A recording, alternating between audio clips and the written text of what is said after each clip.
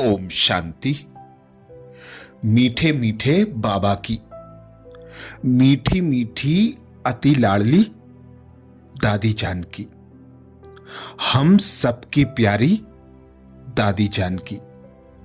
बाबा जिन्हें जनक नाम से पुकारते थे, जनक अर्थात पालना करने वाला, तो ऐसी दादी जानकी ने हम बच्चों को बाबा के ज्ञान के गुह्य रहस्य ऐसी सहज भाषा में, ऐसी सहज विधि द्वारा समझाए जो हम बच्चों को बाप समान बनने में विशेष आधार बने, बाबा के और आकर्षित होने में आधार बने, बाबा पर निश्चय बुद्धि बनकर निश्चिंत रहने में आधार बने। दादी जी के विशेष चौथे पुण्य स्मृति दिवस पर हम भाई बहनों को सदा साथ रखने के लिए दादी जी के 11 उपहार आए। दादी जी हम सबकी अति स्नेही, बाप दादा के दिल पर राज करने वाली, अपने जीवन व कर्तव्यों द्वारा गुण दान करने वाली, सदा विदेही स्थिति में रहे ट्रस्टी बन यज्ञ रक्षक बनने और बनाने वाली दादी जानकी जी का पुण्य स्मृति दिवस पर विशेष 11 अनमोल शिक्षाएं सदा अपने साथ रखने के लिए मिली। दादी जी 27 मार्च 2020 को अव्यक्त वतनवासी बनी थी। दादी जी की पहली शिक्षा है, अपने ऊपर आशीर्वाद करनी है तो सूक्ष्म अभिमान को भी परख कर उसे जल्दी से खत्म कर दो। पहली शिक्षा दादी जी की अपने ऊपर आशीर्वाद करनी है तो सूक्ष्म अभिमान को परख कर उसे जल्दी से खत्म कर दो। दूसरी शिक्षा दादी जी की अपनी अवस्था को ऐसा अचल अडोल बना लो तो समय संकल्प जरा भी व्यर्थ ना जाए। अपनी अवस्था को ऐसा अचल अडोल बना लो तो समय संकल्प जरा भी व्यर्थ ना जाए। तीसरी शिक्षा दादी जी की दुनिया के दुख दर्द दूर करने के लिए इनोसेंट और मीठे बनो, मां समान पालना दो। दुनिया के दुख दर्द दूर करने के लिए इनोसेंट और मीठे बनो, मां समान पालना करो। चौथी शिक्षा दादी जी की अधिक सोचने, बोलने और चिंता करने से शक्ति खर्च होती है। साइलेंस में रहो तो शक्ति जमा होगी। अधिक सोचने, बोलने और चिंता करने से शक्ति खर्च होती है। साइलेंस में रहो तो शक्ति जमा हो। पांचवी शिक्षा दादी जी की पर चिंतन व नफरत की निगाह को खत्म कर स्वचिंतन और प्रभु चिंतन करो। पर चिंतन व नफरत की निगाह को खत्म कर स्वचिंतन और प्रभु चिंतन करो। दादी जी की छठी शिक्षा खुश नसीब व ब्लिसफुल रहना है तो बाबा की ब्लेसिंग लेते चलो। खुश नसीब व ब्लिसफुल रहना है तो बाबा की ब्लेसिंग लेते चलो।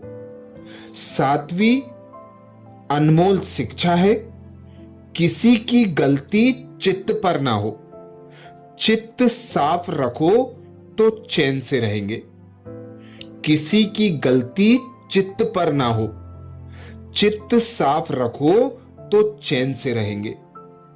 दादी जी की 8वीं अनमोल शिक्षा है, तपस्वी बनने के लिए त्यागी बनो, जरा भी इच्छा व आसक्ति ना हो।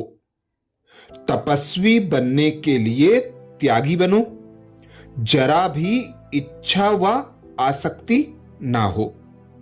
नवी शिक्षा दादी जी की अपनी स्थिति ऊंची बनानी है, तो याद में रहने का गुप्त अभ्यास करते रहो। साधारण बोलने व सुनने की आदत ना हो। अपनी स्थिति ऊंची बनानी है तो याद में रहने का गुप्त अभ्यास रखो। साधारण बोलने व सुनने की आदत ना हो। 10वीं अनमोल शिक्षा है, अपनी सतोगुणी दृष्टि वृत्ति द्वारा आपस में सतोगुणी व्यवहार से अपनी संपूर्णता को समीप लाओ।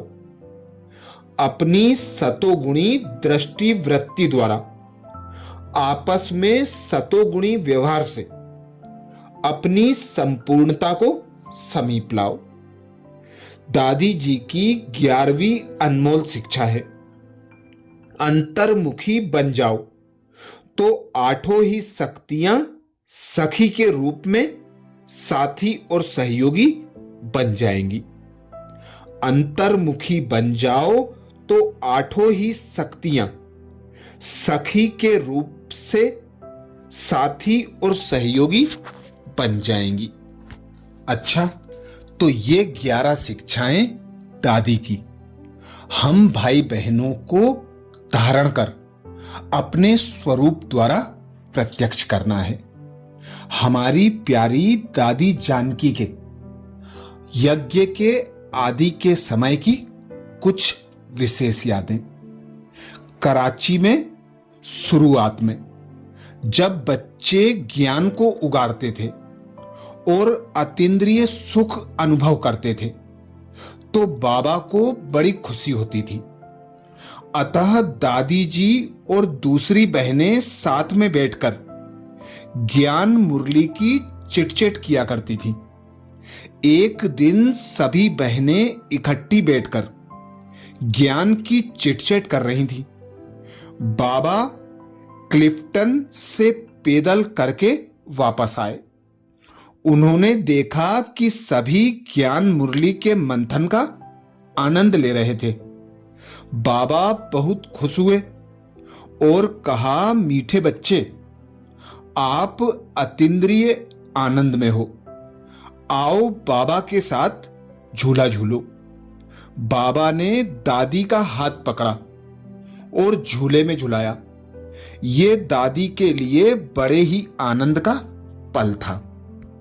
दादी कहती, वह पल दादी जी के दिल में हमेशा समाया रहता था। जब भी दादी जी कहीं झूला देखती तो उस पल को याद करके बड़ी हर्षित होती थी।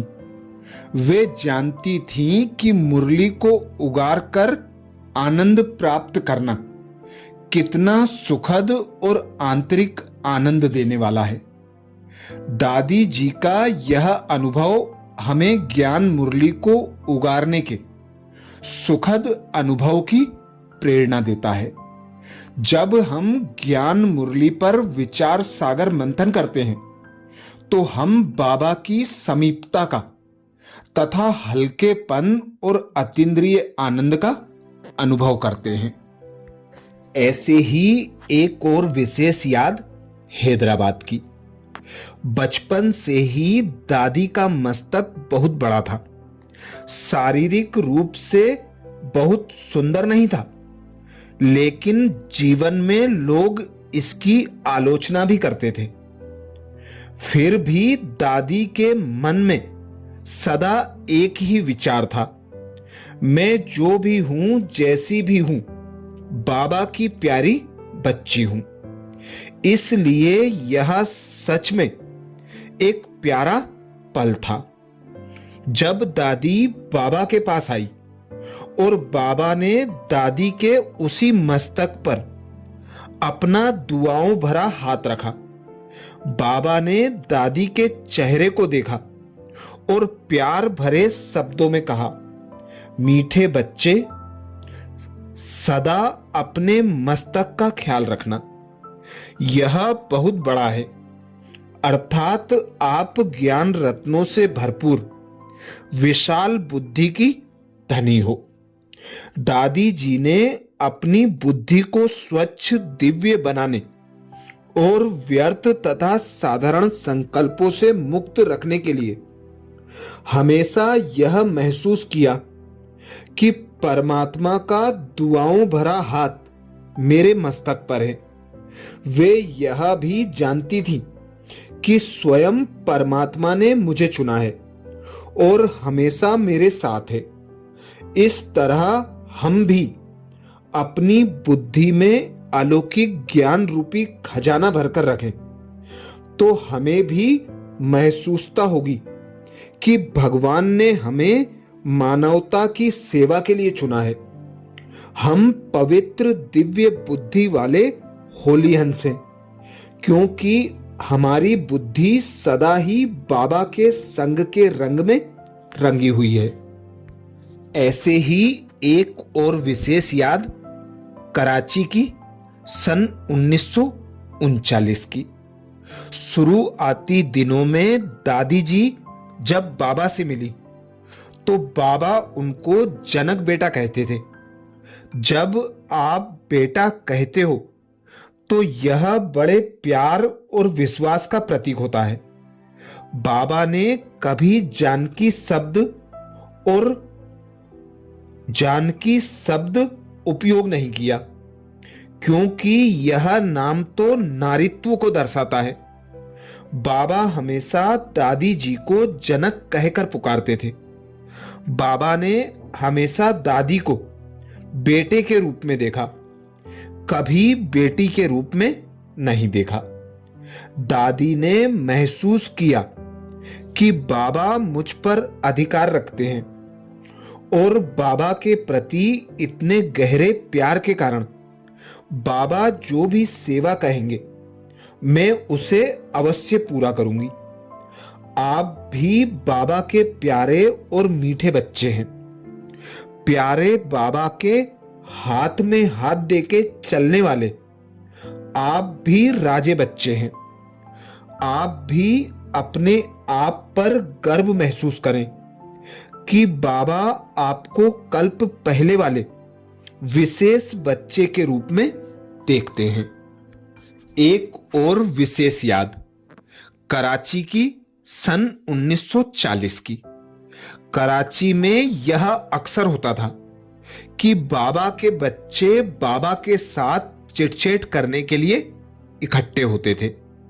चिटचैट के दौरान किसी ने पूछा कि बाबा की हमारे पुरुषार्थ के प्रति क्या आशाएं हैं। बाबा ने उत्तर दिया कि हमेशा दो शब्द याद रखो, योग्य व लायक बच्चे बनो और प्यार और विश्वास का प्रमाण दो। दादी जी इन दो शिक्षाओं को कभी नहीं भूलती थी।